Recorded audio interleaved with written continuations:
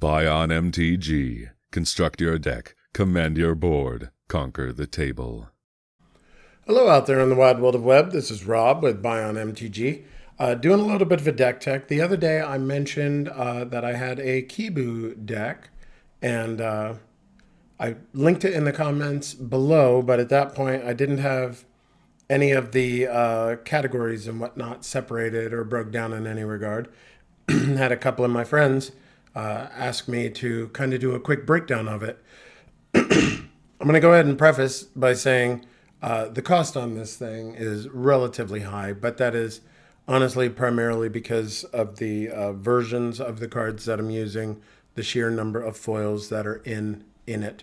And tagged wise, right now I have it as apes and counters, but genuinely I could have modified if I wanted to try and make the entirety of it to make total sense.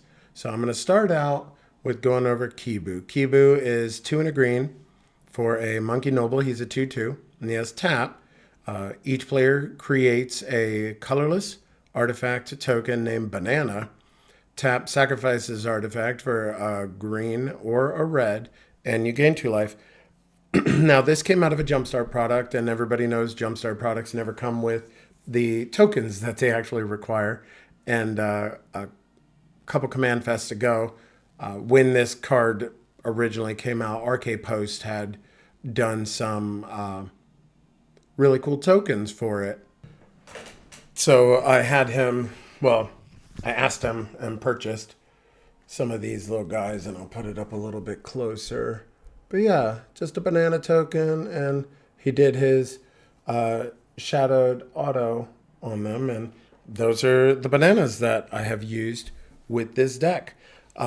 Breaking it down, recursion-wise, I did not run a lot. I mean, you could potentially run just good old-fashioned regrowth. There's a lot of creature recursion, especially within green, but I never really felt like I needed it because, in all honesty, this deck comes out pretty quick with the sheer amount of ramp and synergies that I had going on. So I felt like I was more of the problem, and I don't know, just tried to outpace everybody in some regard.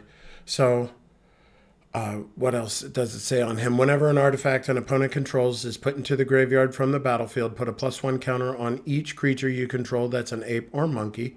Whenever Kibo attacks, defending player sacrifices an artifact.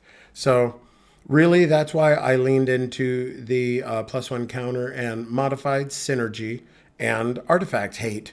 So I wanted to try and incorporate as much +1 counter or modified synergies within that, as well as let's blow up artifacts, let's shut down artifacts, let's make things into artifacts.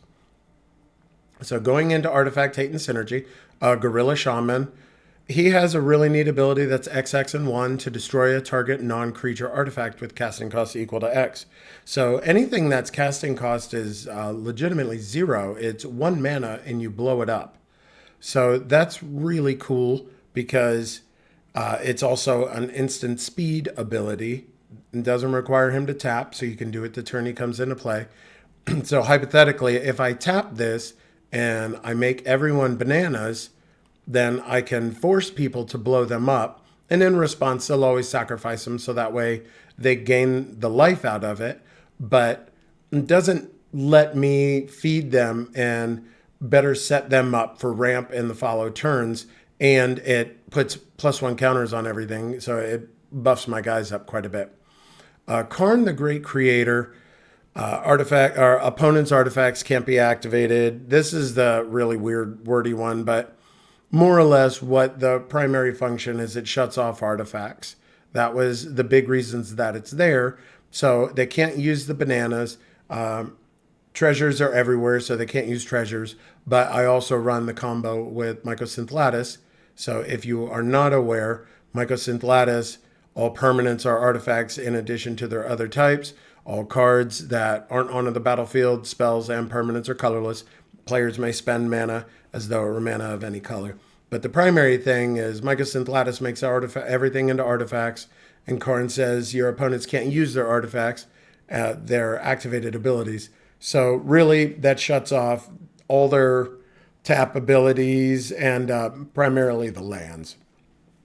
So with this 2-card combo in play, your opponents can't tap any lands for any kind of mana. So it really shuts them down. So if you have an advantage at that point in the game, within my friend group, they would just scoop because there's nothing they could do.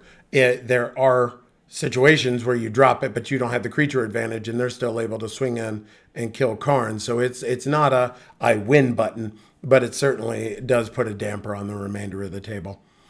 The Liquid Metal Torque tap, it's a mana rock, so it can be a little bit of ramp if required, but tap target non-land permanent becomes an artifact in addition to its other types.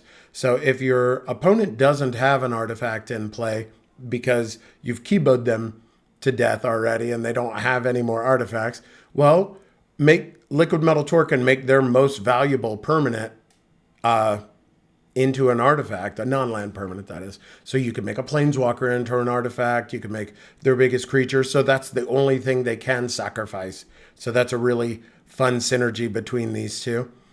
Skipping Mycosynth Lattice, because I already discussed that.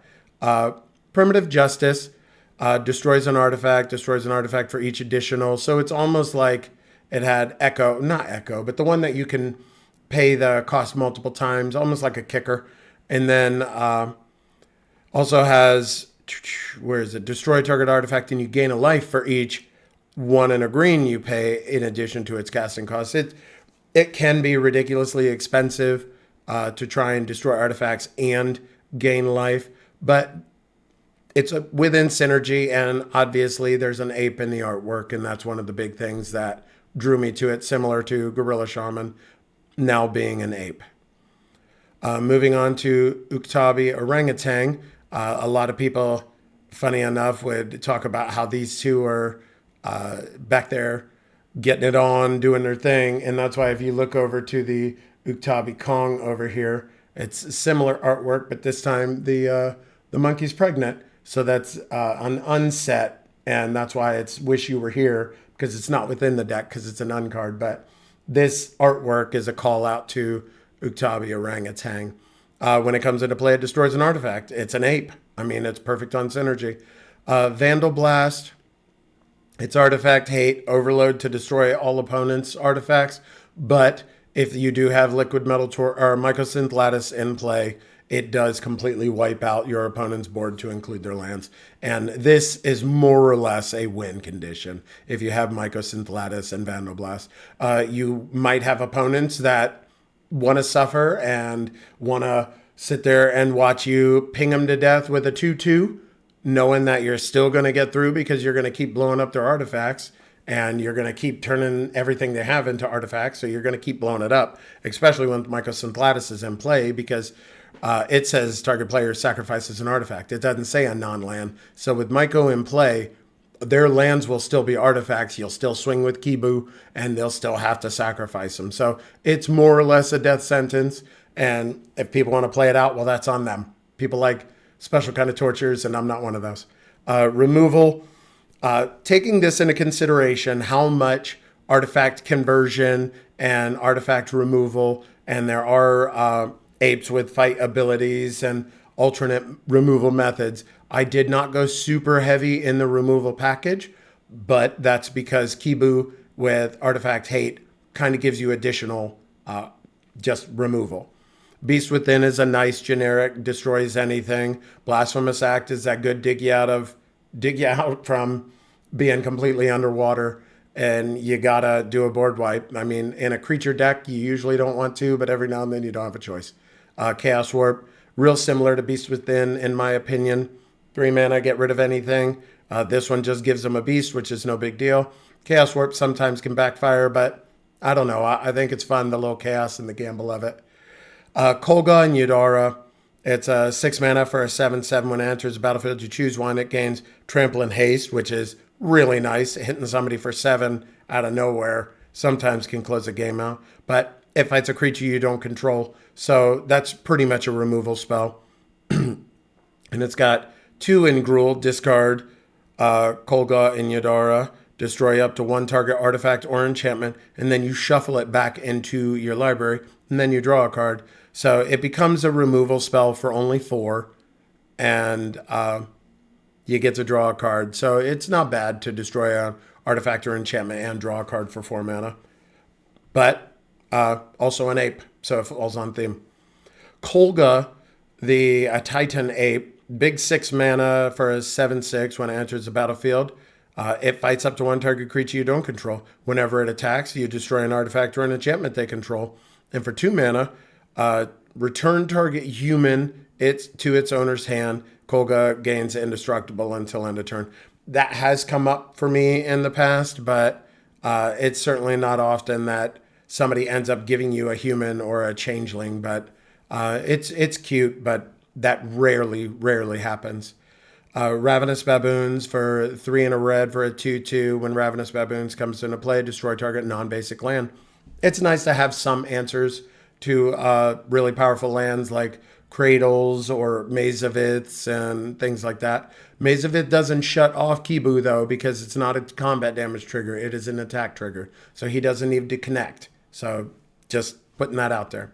Going over to card draw, you guys all know card draw is one of my favorite things to do in the game. So I try and shove it in there as much as possible. Beast Whisperer is one of the few non-apes within the deck, but in a creature deck, it's too good to skip. So Beast Whisperer. Guardian Project, exact same. Just draw a card anytime a critter enters the battlefield. Jessica's Will, of course, can fall underneath ramp or card draw, depending on what you need at the time. And if Kibu's in play, why not both? Ragavan, just super low to the ground monkey. It's ramp, it's card theft or card draw pseudo from your opponents. It's just a beast of a card and absolutely no reason not to run it because it's perfectly on theme.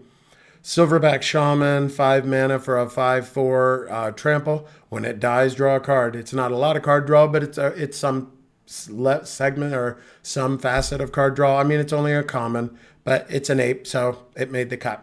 Sylvan Library, just a great card. There's a ton of ways to synergize, to break Sylvan Library. So like I was saying, Sylvan Library as a combo goes amazing with Abundance, because Abundance is you name a card and then you put it into your hand. So it's a replacement effect. So instead of you drawing the 2 additional and having to pay the 8 life, you can just Abundance and name the 3 things, and you just get the 3 things and you don't have to pay any additional life. I don't run the combo in here, but it is certainly not a bad idea to have it. Great Henge, it's ramp, it's counters matter synergy, and it's card draw. I feel like most importantly it's card draw, but the +1 counters in this deck is awesome. Ramp is always great, and a little bit of life gain. Sometimes that incidental life gain really comes through. Viridian Revel, I will say, is secretly the best card in this deck for the crazy amount of card draw. Whenever an artifact is put into an opponent's graveyard from the battlefield, you may draw a card. So we're already giving them artifacts. So even if they don't have them, they're getting them. We're blowing all of them up. So they're all going to the graveyard. A ton of decks use treasures. A ton of decks use clues. Not to discount all the crazy tokens, like people run food decks and just really tight artifact synergy decks. Viridian Revel has drawn me tons of cards within this deck and does so much work. It's just an amazing card. Tutors, I don't run a ton just because I don't want the deck to be too hyper consistent, but Worldly Tutor is always nice because sometimes you have part of a synergy, but majority of the time I just Worldly Tutor for Gorilla Shaman just because it's such a tight combo and it just does so much work.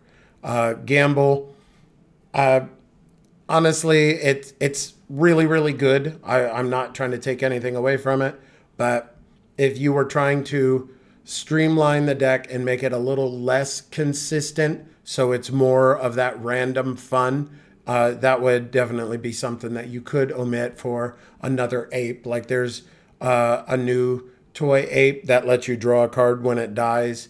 I'll pop it up on the screen. I don't remember its name, but yeah, or you drop this for the Abundance, like I was mentioning earlier. Tutors are good. They always bring something to the table. You try and find the answer that you need, but you don't always need them. And sometimes as a group as a whole can down downstep the overall power level of that entire group if everybody just kind of omits tutors. Finale of Devastation, yes, it's a tutor, but it's also a win condition. If you've got a ton of mana, and closing out a game is not a bad thing. That just means that you get to play another one. All will be one. Myriad of things that combo with this.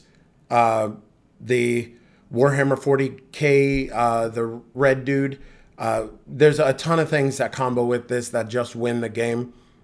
I didn't want that combo in here specifically, primarily because they're not apes, but you make a ton of +1 counters in here. So all will be one just incidentally does a ton of damage. Branching Evolution, if one or more +1 counters would be put on any creature you control, twice that many are put on instead. So when a Great Henge, when you cast a creature with Great Henge and it gets a +1 counter, instead it gets 2. When it gets 2, all will be 1 will trigger twice. When you blow up an artifact, you put a +1 counter on all of your apes. So let's say you got 5 of them. So instead of those 5 +1 counters, you get 10. So then all will be 1 will trigger 10 times. Branching Evolution does quite a bit of heavy lifting and can close the game out all by itself. Ferocious Tigerilla. When Ferocious Tigerilla enters the battlefield, with your choice of a trample counter or a Menace counter on it, this kind of falls into the not the +1 counter, but the modified synergy. And I'll get into later why that's imperative or why that's important. But Tigerilla, and it's an ape, so it goes in. Goin the Lonely King. It's a 4 and 2 green for a 5/5. It has kicker 3. If it was kicked, it ends with 5 +1 counters on it. When it attacks alone, double its power and toughness until end of turn. Just a ton of +1 counters. And could you imagine kicking this thing with a Branching Evolution and you had your Great Henge in play? Goodness, it'd come in with 6, so that's 12. And then your all will be 1 will hit something for 12. It'd just be gross. Hardened Scales. If one or more +1 counters would be put onto a creature you control, that many +1. So just it synchronizes with everything else, putting the +1 counters. Invigorating Hot Springs. This one I just kind of fell in love with. First and foremost, let me point out, it's got a monkey in the artwork. You can't go wrong because it's a monkey deck. Invigorating Hot Springs enters the battlefield with 4 +1 counters on it. Now this one specifies that modified creatures you control have haste. So the modified could be with the Tigerilla counter on it. It could be any of the +1 counters on it. There is an ape that is... what is it? It's an equipment or something. Yeah, it's an equipment. So that would count as modified. So it can give all of your modified creatures haste because I also run Rhythm of the Wild. So there's a little 1/2 punch you can do with that. But you can remove a +1 counter from Invigorating Hot Springs, put it on the target creature you control, activate this ability only as a sorcery, and only once each turn. So hypothetically, if you had Invigorating Hot Springs and you play Kibo next, you can move the counter from Hot Springs, give it to Kibo. He's now modified, so now he has haste. So then you can tap him to make a banana, or you can swing with him. Metallic Mimic. When he enters the battlefield, you name ape. He's an ape, and other creatures you control of the chosen type enter with an additional +1 counter on him. So he makes your apes +1s. Rhythm of the Wild and Invigorating Hot Springs are like BFFs. So it's 1 in Gruul, exact same as Invigorating Hot Springs. Creature spells you control can't be countered. Non-token creatures you control have Riot. So when they have Riot, you get to pick when they come into play. Do they get a +1 counter or do they have haste? So if you have Invigorating Hot Springs, you always pick the +1 counter because they get haste from Invigorating Hot Springs. Why not both, right? Next up in the counters matter is the, Scrounging Bandar. 1 in a green. For a 0/0, but it enters with 2 +1 counters at the beginning of your upkeep. You may move any number of +1 counters from the Bandar to another target creature. So if your Kibo's jumping around and he's doing work and he's getting +1 counters on stuff, your Bandar keeps getting bigger and bigger, and you can move him around so you don't just got to leave him sitting there. Simian Simulacrum. 3 mana for a 2/1. When it enters the battlefield, put 2 +1 counters on target creature you control. So it can be the Simian Simulacrum, or it could be any other creature, but it's just +1 counters, and it has Unearth, so you can bring it back if need be. Tauren Mauler, probably the best ape in the game. 2 in a red for a 2/2. It has Changeling, so it's an ape. Whenever an opponent plays a spell, you may put a +1 counter on Tauren Mauler. it gets giant by itself, completely discounting all the +1 counters synergies from everything else, and it makes all will be one pretty beastly. The Ozolith, 1 mana. Whenever a creature you control leaves the battlefield, if it had any counters on it, you move into Ozolith at the beginning of combat on your turn. If the Ozolith has any counters on it, you can move them from the Ozolith to a creature. So all those +1 counters don't get lost. You get to just kind of jump them around. Going Ape. This one is just additional apes. There's a fair amount of them in the deck. These are just additional apes that didn't have direct synergies within. Ancient Silverback, 4 2 green for a 6/5 regenerator. Honestly, I just had an Urza block foil, and I think those are pretty, so it made it in there. Hooting Mandrills, a 5 and a green for a 4/4 trample, but it does have delve, so sometimes you get to do this guy for only 1 mana, so that's kind of cool. Karizav, she makes the original Ragavan, so I figured why not? Let's put him in there, put her in there, so we get him in there. Kurdape is one of my favorite creatures in the game. It's obviously it dates back to Arabian Nights. Was a 4 of in the very first deck that I ever won a tournament of, and it's close to my heart, and it gives you a turn 1, 2, 3 sometimes. Kurd Chieftain is 4 in a red. If you control, it gets +1/+1 if you control a forest, so it's got similar Kurdape text, but 4 in a green. Creature you control gets +2/+2 ingrains trample until end of turn. This is not a single use or a tap, so you can pump it up a bunch. It doesn't get double trample, but it gets +4/+4 if you need to. Simian Grunts, 2 and a green for 3/4. It has Echo. Echo's bad. I think when better apes come out, this would get removed. I mean, it does have instant, or flash rather, but it's okay. It's just an ape, and that's honestly why it's in there. Simian Sling, 1 mana for a 1/1. Equipped creature gets +1/+1. When Simian Sling or equipped creature becomes blocked, it deals 1 damage to target defending player, and it has Reconfigure 2. So you can attach this as an equipment. It's a little monkey on your shoulder, but it's a monkey sitting on a monkey, so whatever. Tree Monkey, 1 mana for a 1/1 with reach. Wild Bandar, 1 mana for a 1/1 that has 2 and a green. It gains indestructible until end of turn.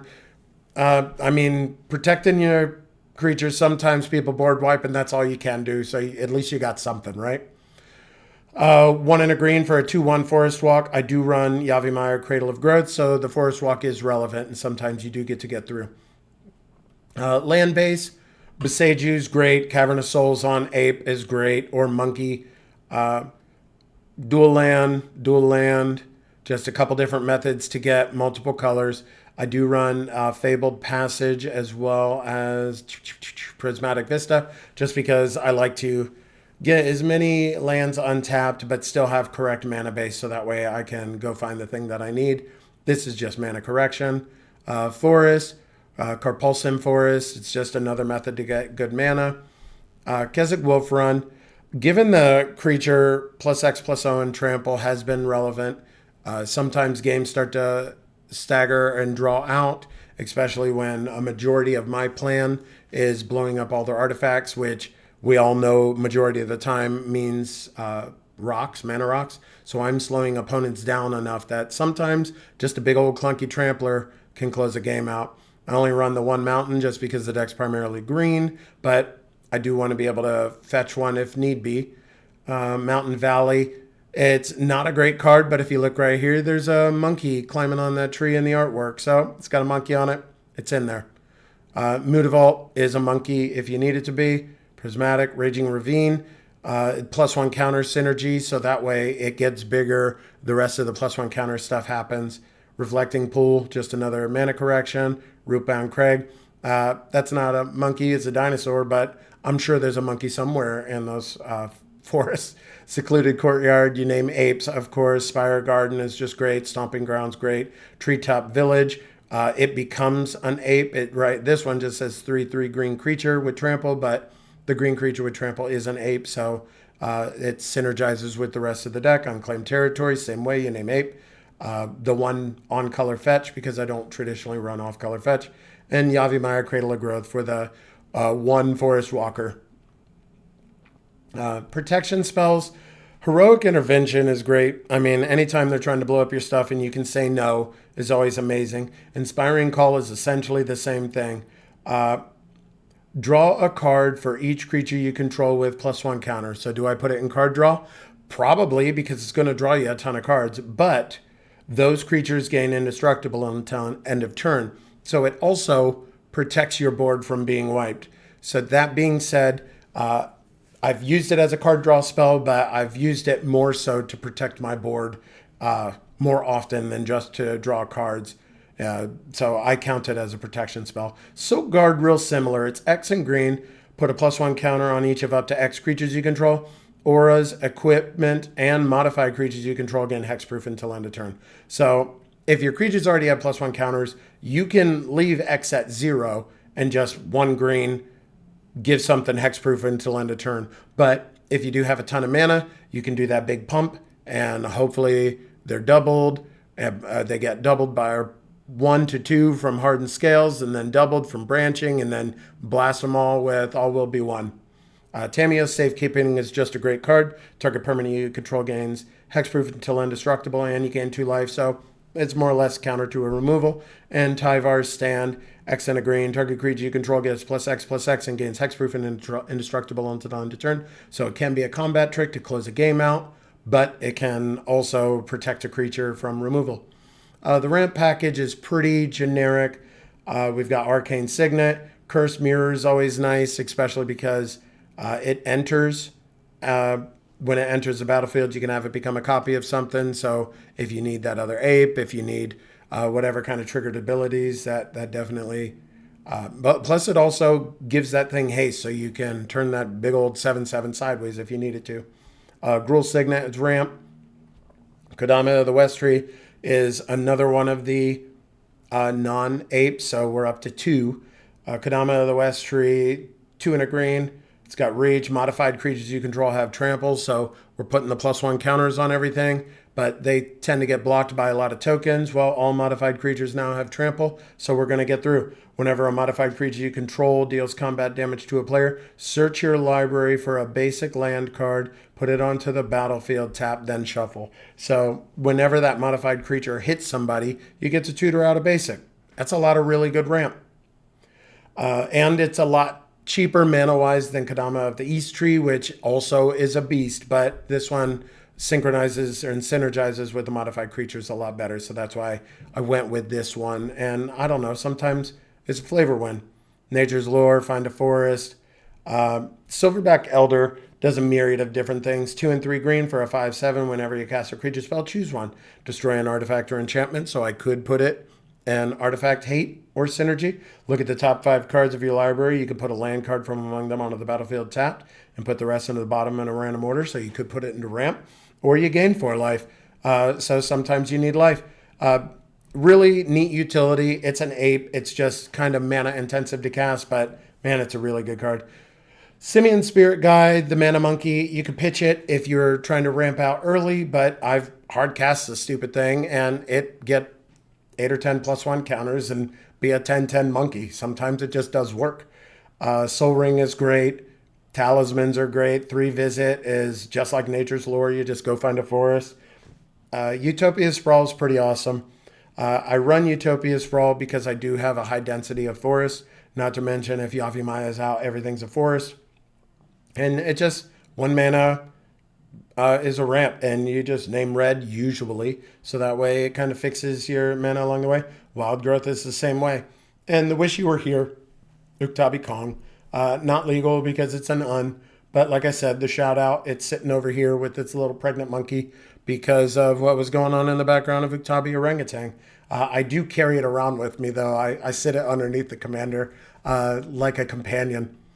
Going down, we can look, cost is primarily green. That's why on the basic lands, it was only 1 mountain and the rest was green. Just like the production is a little bit more green. Let's go to types. Looking at creatures, we have 27, and we know 2 of them are not apes, so that's 25 apes. Not to discount that the commander is also an ape, so that we have 26 apes. pretty good to keep it low to the ground. There are a handful of pretty tall boys that want a lot of mana, but they're monkeys that do a lot. So, I mean, you gotta have a little bit of sacrifice in there. I am gonna pop over real quick to the Commander spell book and look at the combos that are in here. So the Karn Mycosynth Lattice, I had mentioned that one earlier. With Karn Great Creator and Mycosynth Lattice both on the battlefield. Mycosynth Lattice turns all permanents into artifact. Activated abilities of your permanents for your opponent's control can't be activated to Karn. The result is a lock on all activated abilities of permanents your opponent's control, including lands. This actually appears in almost 16,000 commander decks, so it's definitely well loved. And the other combo that we're looking at is the Mycosynth Lattice Vandal Blast. Cast Vandal Blast overloaded by paying the 5 to destroy all permanents on opponent's control, and the result is destroying all permanents opponent's control. It definitely is one heck of a card and or a combo. There are potential combos you could stick in there. You could do the Reiterate if you wanted to for infinite red mana in conjunction with Jeska's Will. I didn't want that many. This is the Red Terror, the card that I was talking about that synchronizes really well with All Will Be One. But like I said, he's not an ape. There are a couple non-apes in there, but I didn't want to run all of them. And Talon of Pain you could potentially put in there. But, you know, I didn't want a million infinite combos in there. I wanted it to be a fun and synergistic monkey deck. And yeah, it's just a blast to play. And you can make all sorts of silly puns when you're playing it. And it does pretty good work. I haven't played this one in quite a while. And that's why it wasn't in the bag or anything. But it came up in a conversation and they said I should do a deck tech on it. So here it is. Hope you enjoy the deck tech. And I'm Rob. This is Bion MTG. Good luck and have fun, everybody. Go ape. Thank you for watching. Please like, subscribe, and comment down below.